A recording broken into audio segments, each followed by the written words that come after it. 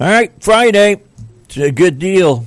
Gotta tell you what, we got through the week, got the weekend approaching, and then we'll get back together again on Monday. But we got 4 hours for you today, so stick around. If you weren't able to stay up last night, Miami and Ole Miss fought it out on the football field out there in Glendale, Arizona, at the Arizona Cardinals facility, and Miami was able to score with about 8 seconds left in the game, and won that ball game 31-27. As I watched that game, I don't know as you watched it, if you didn't think the same thing. If you're a football fan, I'm sure you did. The Miami offensive line was just manhandling the Ole Miss defensive line when they were running. I mean, they were pushing them down the field 10, 12 yards. And I'm surprised that the head coach of Miami didn't just continue to run the ball that way. It would seem to me that if it's working, just keep doing it.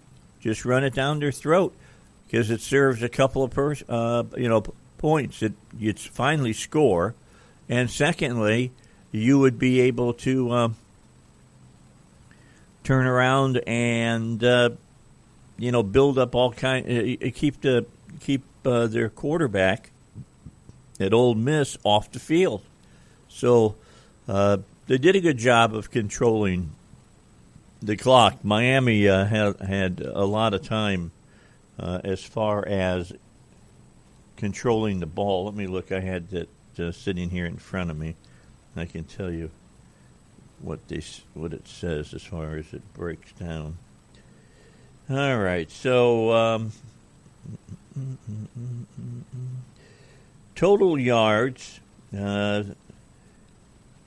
Taking a look here. I just jumped and went to another game that drives me crazy. Anyway, Carson Beck had a good night as the quarterback. That was good. He threw one pick, and but the play calling from the offensive coordinator mixed in quite a bit of runs, and rightly so. So I'm trying to get to the game, and what's happening now is everybody's all fired up about the Oregon and Indiana game, and they're throwing up headlines just for that. So there's the game now. I got it picked up and see what we got as far as recap. I wanted to look at time of possession, because that's important when you play somebody like Ole Miss. You keep Trinidad Chambliss on the sideline. You don't have to worry about him pulling off any kind of heroics against you, and that's what they were able to do last night. Miami had a total yards 459 to 398 for Ole Miss. They had one turnover, had 28 first downs.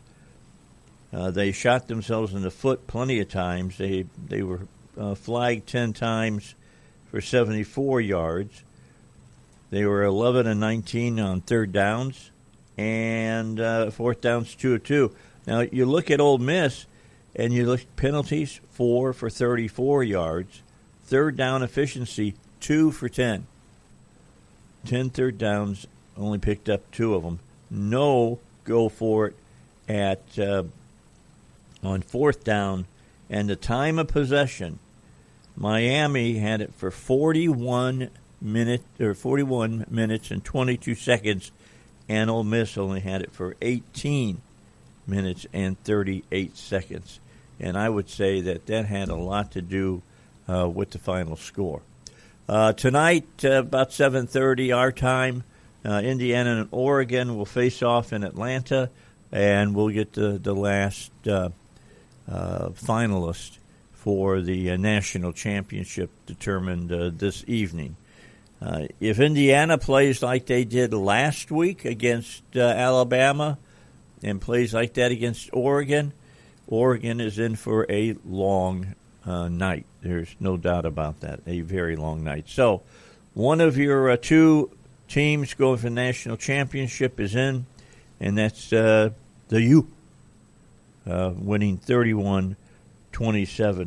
And I don't know how many years it's been since the U has gone this deep in the playoffs. Back in the 90s and the 80s, they were very, very strong, and then they got out of it. Michael Irvin and Edgerman James and some of the other players that played for the U were on hand, watched the game last night. And like I said, it was a good game. I was, I wasn't surprised that Miami won. When your claim to getting down the field is, playing street ball on the football field, where you get your huddle up with your team and you go, hey Bob, you go down 10 and do an out route, and somebody else, you go do a post, and watch me. If I start running around in the backfield because I'm under pressure, just break off your route and start looking for someplace open.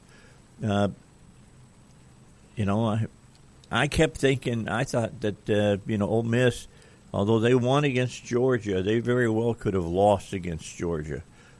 Georgia's defense this year was not their typical defense, and they were able to get in against Georgia. Ole Miss was able to negate their defense and beat them. I mean, look, the play that they completed there in the fourth quarter that got them the pass play, that gave them the shot with that great field goal kicker that they have to win the game at the end of the ball game, was kind of a blown coverage. The secondary guy let the guy from Ole Miss get behind him. That was a situation that you can't let the receiver get behind you, and he just he didn't do his job and didn't do it, or if he did do his job, he didn't do it well enough. Let's just put it that way. I try to keep in mind that this is kids. This is young kids. I mean, some of those kids that are out there, you hear true freshmen, you're talking 18, 19 years old. That's a lot. That's a lot for a kid to do playing in the National Championship Series. A lot of pressure on them. And understandable that some of the kids are going to blow coverages and do things that they shouldn't do. All right, so let's start off with the big news today. What's going on out there in the wonderful world of Donald Trump? And Trump has made an announcement today on X that he's not going to do anything else militarily right now against Venezuela. He's canceled the previously expected second wave of attacks against them. Part of that is very simple, that the people who took over the government have been following the rules. We put up bumpers along the sides of the field and said, "Don't go outside these bumpers," and they haven't, and we'll see how long that lasts.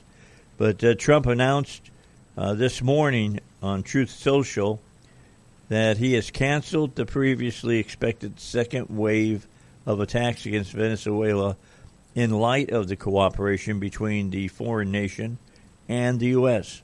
Quote, Venezuela is releasing large numbers of political prisoners as a sign of seeking peace. This is a very important and smart gesture. The USA and Venezuela are working well together, especially as it pertains to rebuilding in a much bigger, better, and more modern form their oil and gas infrastructure. Because of this cooperation, I have canceled the previously expected second wave of attacks, which looks like it will not be needed.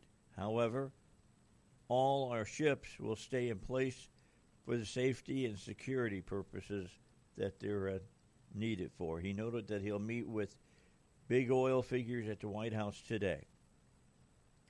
And he's going to meet with them and talk to them about how to get the Venezuelan oil companies and their folks that do the producing and stuff, getting everything fixed up and getting it back into business. At least $100 billion will be invested by the big oil companies, all of whom I'll be meeting with today. Thank you for your attention to this matter. The president's comments come after he unilaterally ordered an attack against Venezuela last week, in which U.S. forces successfully captured Nicolas Maduro. Now, last night there was a vote, and about 11 Republicans joined up with Democrats, and were saying that they weren't happy with the way the president was acting and unilaterally going in and taking care of Venezuela. I mean, Schumer was one of those people, except that just a few months ago, Schumer was giving the president hell because he wasn't replacing Maduro. I mean, you got to either do it one way or the other. You can't ask for one thing and then demand another when you start doing the thing that you've been asking to have done. So we'll have to watch what the president does there. The other thing that's happening in the world that's interesting is the son of the Shah of Iran was broadcasting to the people of Iran yesterday, and the protests in Iran have been big, but they became huge yesterday after the son came out and said that the people should take to the streets. So we're going to have to keep our eye on that. The regime in Iran seems to have held back from just walking into the streets with military members and machine gunning down protesters. They've done that in the past, but that's not happening now. They say that probably 1,000 to 2,000 people have been taken into custody, and usually what that means is they put you in a prison, they torture you to see what information you have that you can give to them before they put a noose around your head and drop the bottom off the floor and then hang you. They have killed about 100 people in the streets, but President Trump has told the Ayatollah, you get out of control with this stuff, and I'll be all over you again like white on rice. We know where you live. We know where you work. We know how you get to work, and we'll just make you disappear. Yeah, they'll disappear some people over there. So and they believe it. I mean, what he's done with Maduro, what he did to Iran in dropping the bunker busters that he did, have had a profound impact in telling a lot of these despots that the president is absolutely serious about not messing around with these people anymore, and we'll take care of them if we have to. Well, let's take our first break here on the Dave Elswick Show. Start of the year is underway. You probably wanted to start it by moving, as far as not hurting, be able to, put on a coat, get out and walk and get some exercise in. And so many of you have been using QC Kinetics to get rid of your joint pain. So that's not holding you back now. So, get to the folks at QC Kinetics. This is getting real relief without surgery, without downtime, without, putting your life on pause. QC Kinetics delivers regenerative treatments that actually help your body so that it can repair the areas that are causing you pain. Those achy knees, the hips, the shoulders, the back, wherever it's hurting, that can be treated. Instead of facing an invasive operation, usually the way it goes, you go see your doctor, you tell your doctor, my knees are killing me. They go in and maybe they do some injections of steroids or whatever, take some of the pain away, but then the pain builds back up. And finally, you can't take it any longer. You see the doctor, tell them, and they start talking to you about surgery. Well, before you go under the knife, talk to the folks over QC Kinetics, because it is now possible to go see QC Kinetics and not have to pay a dime. They'll give you a free consultation. Here's the number to call, 501-817-9516. That's 501-817-9516. Now, what they'll do is they'll meet with you. They'll talk to you. They're going to look at your x-rays and things of that nature, and they will share with you whether QC Kinetics will work for you or it won't. But you got to make the phone call. Free consultation, 501-817-9516. Well, Pat, I'm going to pass on some information you're not going to be excited about. The IRS yesterday announced the start date for the 2026 tax filing season. I know it's the last thing you wanted to hear. It's like hearing Christmas is X amount of days away right now. You don't want to do it because you just spent hundreds of dollars over Christmas.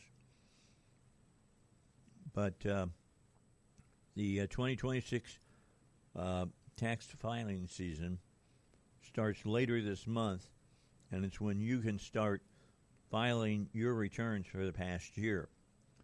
Taxpayers may begin filing their 2005 tax returns on Monday, January 26th. Now, if I'm not mistaken, that's 2 weeks from this coming Monday when you can start. That will give taxpayers more than 2 months to file their returns ahead of the Wednesday, April 15th deadline to file or request an extension until fall. The IRS Free File program will start accepting individual tax returns Friday, January 9th. That's today. For taxpayers who are qualified to use the program by having an adjusted gross income of $84,000 or less. If you're planning to prepare your own taxes, you can begin using the IRS Free File Fillable Forms tool starting when tax season officially opens on January 26th. And the program is open to all, regardless of income level. This tax season is going to see the use of a new form called Schedule 1-A that can be used to claim recently enacted tax deductions, including provisions limiting taxes on tips, overtime, interest on car loans, and Social Security recipients. Taxpayers can access information via their individual online accounts, which includes information about any balance due, payments made or scheduled, as well as tax records and more. They may also enroll children under the age of 18 in a so-called Trump account, which is a new type of individual retirement account. After taxpayers file their return, they'll be able to use the Where's My Refund tool that provides information about refund status, which is generally available about 24 hours after submitting a current year return via e-filing or 4 weeks after filing a paper return. Treasury Secretary and Acting IRS Commissioner Scott Bassett said that with some tax policies changing following the enactment of the Big Beautiful Bill Act last year, the Treasury and the IRS have been diligently preparing to update forms and process for the benefits of hardworking Americans. I'm confident in our ability to deliver results and drive growth for businesses and consumers alike. The IRS CEO, Frank Bigsogno, added that the IRS is ready to help taxpayers meet their tax filing needs and payment obligations during the 26 filing season. So, if you were wondering, now you know. Now you can know that the whole dealing with filing your taxes is right around the corner. So make sure you're ready to do it and get it done. The sooner you get it done, better it is to get your return back. And a lot of you are going to get a whole lot more money back for your return. All right, let's take the break, get to Bill O'Reilly.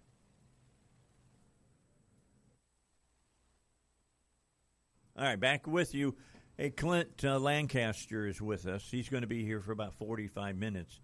He's got some business to take care of at the courthouse today, so we won't get him in trouble with the judge. Got to be on time, We'll let him get out of here at about 8:15, and he'll be there on time to do what he needs to do.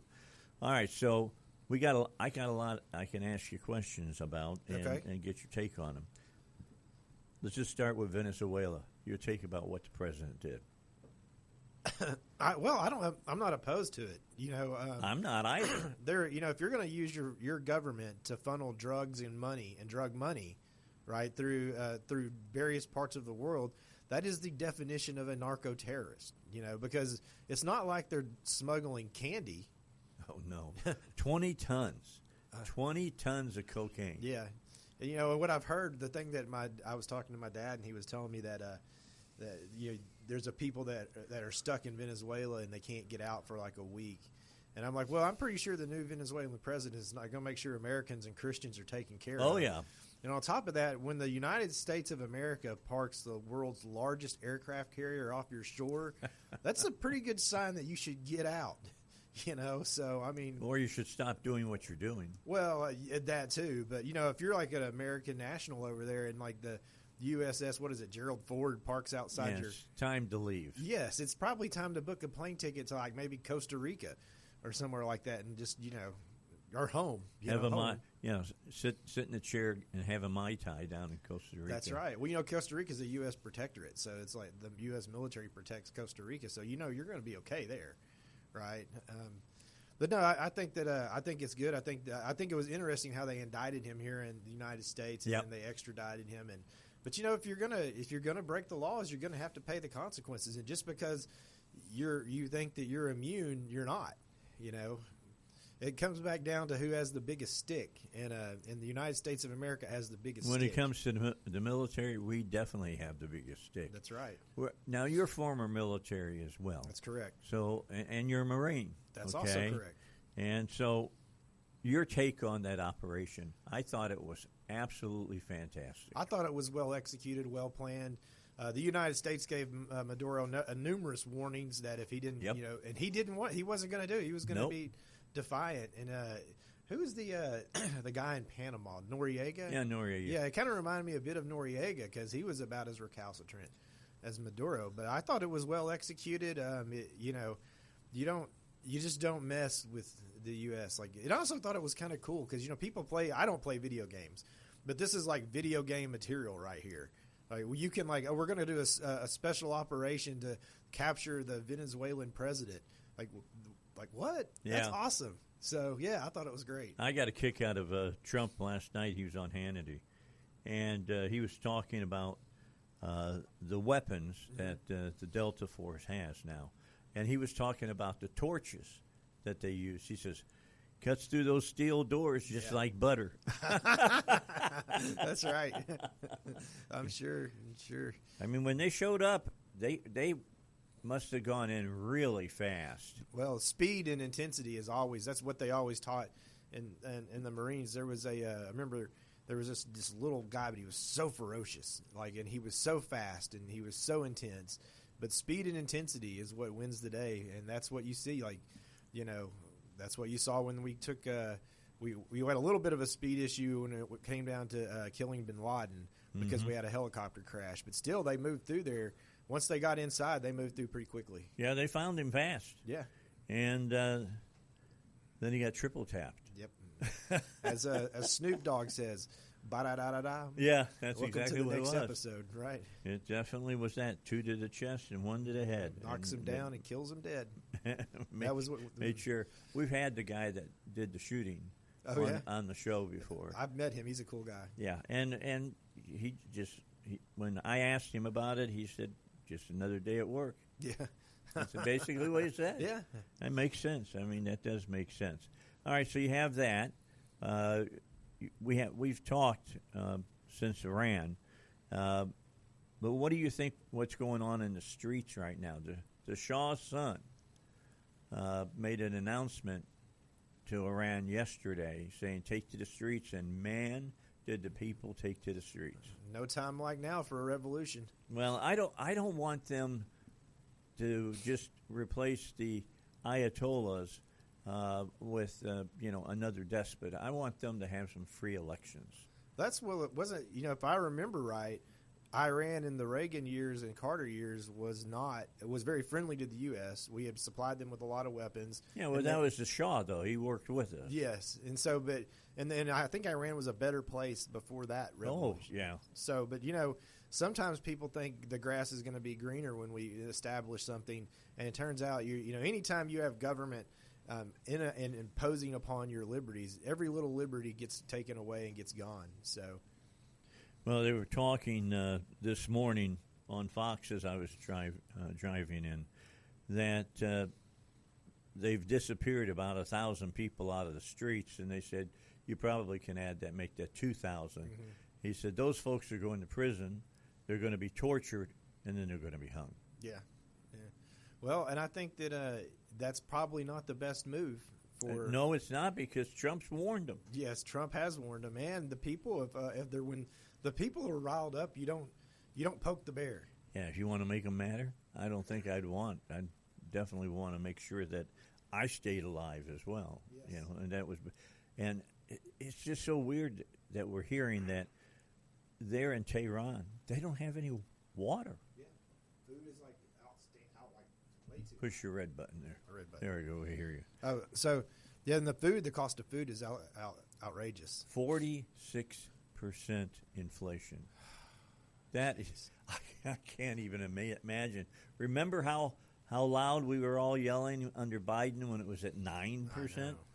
46%. It's like the Weimar Republic in Germany before World War II right now in Venezuela. And so what Iran is doing is to combat the high cost of food, they're giving government subsidies. So they're printing basically cash there was a country in Central America that did that. Maybe it was Venezuela that it went pretty bankrupt. I mean, they were once maybe it was Panama. I don't remember. There was one that did that, and their entire economy collapsed. Yeah, think about the money they give you, $7. Mm-hmm. Yeah. That just tells you how well we live here in the United States. Oh, definitely. We just don't realize how good we have it. When you take all these protesters, like in Minneapolis, like they're complaining about government making us safe and keeping the government running and keeping us free, and they're protesting. Why don't they go to Iran and try that? Yeah, it doesn't work as well as it does over here. Let me ask you one last question before we do go to the break. And, of course, since Trump has been president, since he sealed off the borders finally, since he's been breaking and cracking down on illegals here in the country, what do you think about what's going on in Minneapolis, Minnesota, and this lady that they shot. Well, so first off, my thought process is this. When you knock on the window or you open the door and you say, law enforcement, get out, right, then, you don't put the car in drive and try to hit somebody. Right. I think, so let's just say the guy that shot the woman was not an ICE agent, but he was standing in front of the car in fear for his life. Was that fear, was the fear reasonable? That's what we're looking for. And I think it was reasonable because the woman was clearly going to, go forward. Well, she'd been all day long following ICE agents around and getting in the way of everything, and she had parked her car across the road so that they couldn't pursue people and things of that nature. She was asking to get in trouble. She was looking for a fight, and by gosh, they brought her one. Yeah, what's that, FAFO? Yeah. So she found out, and so, but it's tragic. It's tragic because it didn't have to happen. But I don't blame the ICE agent. I don't either. I think that it was a reasonable fear that she was going to run them over, given her conduct and even if you take out her past conduct of interfering. The agent is in front of a car. She puts it in drive. She's refusing to get out, and all indications are she's going forward. And then I think I would have shot her too. It's going to be interesting as well, Clint. This lady had Missouri tags on her car. Mm-hmm. She is working in Missouri, and she lives in Missouri now. What is she doing in Minneapolis, Minnesota, except maybe to cause trouble? We see the same thing with Antifa. They come from all over the country to protest a cause in Minnesota. So it tells me that this is a weaponization of the citizenry by what I would call more radical liberal factions. But they're out there. You got people that think that, we got Minnesota. I can't believe Tim Walz, threatened to activate the National Guard. What an idiot. I mean, I'm like, come on. You ever heard of, when in Little Rock, when Orville Faubus shut down Central High, he had the National Guard, and guess what Eisenhower did? He federalized him. You now work for me. That's right. And that's what's going to happen out there. It's just totally ridiculous. I want him to weaponize the National Guard to go get back some of that money the Somali stole out of there. Yeah. A lot of money on there, and you know what? That's just the tip of the iceberg, because evidently they're going to put a new person in Washington that his only job is going to be looking at, welfare programs, mm-hmm. finding the waste, fraud, and abuse. We've talked about it for years, but I don't think Americans understood how big it was. Just in Minnesota alone now, $9 billion. I wonder what would happen if you gave how much would the American citizens who pay taxes get back if you gave them a $9 billion refund? I'm not saying just one, but I'm going to say, hey, let's just give $9 billion back to the people as a tax return kind of right. thing. I bet it'd be something nice for Americans. It would stimulate the economy. It would. Yeah. It would. All right, let's get a break in. We'll do that, then we'll be back. Clint Lancaster is here in the studio, and he'll be with us till about 8:15. Then he's got to get to work over at the courthouse, and we'll send him on his way here on the Dave Elswick Show. Yesterday, Clint, I had Matt Smith on, and Matt is one of those kind of guys that definitely will say what he believes. Sure. And we were talking about the shooting that happened up in Minneapolis. And he says, let me get this straight. These are people that are in our country illegally. And they're out in the streets causing all kinds of problems for, the Border Patrol and ICE, who are doing their job to take care of illegal immigrants. He says, when I drive, I like to speed. Mm-hmm. And if I'm driving down the road and I look up in my rear view mirror and I see a police car behind me with the lights on, I pull over. I talk to the officer politely. I take the ticket, and then I pay it. Mm-hmm. He says, what do these people not understand? Well, they come from areas that they don't obey the law there. Why would they come here and obey the law here? Well, they came in here breaking the law to get here, and I'm like Matt. Here's the thing. Before I got my Jeep, I was coming back down that highway that runs from Clinton to Russellville, from here meeting with some clients, and I'm speeding. I'm doing like 67 in a 55, and I see a white car with a push bar on the front. And I kind of think maybe that's a cop. I should slow down. Right. So by the time I saw the blue stripes on the sides, I hit the brakes. But he just pulled over, and I knew it was coming. He was coming to get me, so I just pulled over and waited on him. And he came up, and he was a young. I mean, they make these state troopers younger and younger these days. Yeah. But I was polite to him. I was like, good afternoon. He's like, I'm trooper. I can't even remember his name. Like, I got you for speeding. Yeah. Do you know why I pulled you over? Yeah. Actually, they don't even say that anymore. Oh, they don't. They just tell you. Okay. Well, that's good. Because me being a smart mouth lawyer, if they say, "Do you know why I pulled you over?" I'd be like, "Yes, because I'm white." Oh Lord. That always gets, no, sir, it's not why I did it. Yeah. No, they just tell you, I got you for speeding, but he was super polite. He wrote me a warning ticket and told me to slow down. See, you got to, because you were polite and you didn't give him a bunch of guff. He said, "Well, I'll be polite and I'll just give you a warning." Well, I'm a 45-year-old guy in a suit and tie, and I'm calling this young state trooper, sir. Yeah. Yes, sir. And I can read rank. I think he was like a corporal. So, I mean, if I can read the rank, I'll say, yes, corporal. I bet he had razor sharp, creases in his uniform and stuff. Then just like a lot of the other troopers, I think all of them, his leather is polished. Because they have one of the marks of the state troopers is they have that sash looking thing, but it's carved into roses, and so it's a big deal to keep your leather looking good. So yeah, no, I think it's good. And I just saw where they graduated one of the largest state trooper classes in quite some time. Well, that's good. I'm glad to hear that. Now, 4 or 5 new female state troopers. Now, if we could just get that to cross over into Little Rock, and get enough cops in Little Rock that we need. Well, Little Rock's police department has just got. It's always had its problems. Oh yeah, and it's not. I don't know that it's. The question is it fixable, right? I heard a story about where a young rookie had shot some guy down in downtown Little Rock, and he said, "I think he had a gun, but I wasn't sure. I got scared." And by the time they rolled the body over, there were 2 guns underneath him that had been placed there. Oh, okay.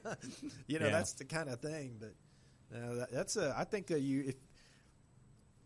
if you think about it, our government, our system of laws functions because we trust and believe in police officers. And you take someone like George Floyd. If you have a cop that does something that's possibly illegal to somebody, we prosecute them. Right. But we don't shoot them or backhand them or anything else. That we have to rely on the fact that the cop is doing his job, and when there's it's subject to review, and that's where lawyers like me come in. So, but you just can't do that. I agree. It's amazing to me. I don't know why people are getting so riled up about that we're trying to remove illegals from our country, except that they're not believers in our Constitution, and if that's the case, then maybe they need to leave too. Yeah, I think. I mean, I'm kind of, what was that Trump said in his first term? If you don't like what's going on here, you just leave. Yeah. And then all the liberals like, how dare he say that we should leave America? Well, you keep complaining, Yeah. And so, but yeah. Yeah, because, when I look back, and I'm old enough that I was about between 16 and 21 when all the Vietnam War protesting was going on. And I used to always say, you need to vote these people out if you want to get out of Vietnam. That's the way you do it. You don't do it by meeting them face to face in the middle of the street and throw golf balls at them and stuff. Yeah. They will win. That's right. They've got the better tools. You can't outrun the radio, and you can't outrun the helicopter. First story I did in newspaper working was with the Hammond Times, and they sent me down to Lincoln Park when the convention was there in Chicago in '68. because I was a young buck and I could meld in with the rest of the students and all of that. They wanted pictures of all that. But I happened to be in Lincoln Park when the Chicago police decided, well, Richard Daley decided he wanted the park cleared, and here they came on horseback with those riot batons. And I was smart enough to get somewhere where they couldn't take a free swing at me. Sure. And I watched a lot of people go down because of that. Yeah. Those things are about 1/3 lead. They're drilled out and then filled up with lead. Yeah. They do bad damage to you. They can, and it's kind of like the Kent State massacre. Yeah. That's another example of aggressive protesting, approaching a law enforcement authority in a hostile manner. You're gonna get. What do you think's gonna happen when you approach a trained military soldier in a hostile manner and he's got a gun? You know this, Dave, because you were in the military. The military police, if you run from them, it doesn't matter. They're trained to shoot you. Yes, they are. I mean, it's not like you don't have this fleeing felon rule in the military. You don't say stop or I'll shoot. You hear the gun retort and you feel a burning sensation. Yes. Yeah, you hear halt, and if you don't halt, they're authorized to shoot you. They will bring you to a stop. Yes, they will. That's the way they work. That's how they're trained. All right, we got to take a break. Let's do that. News is next, and then Clint's going to come back, spend about 15 more minutes with us, and then we'll let him get out of here and get to work down at the courthouse here on the Dave Elswick Show, 101.1 The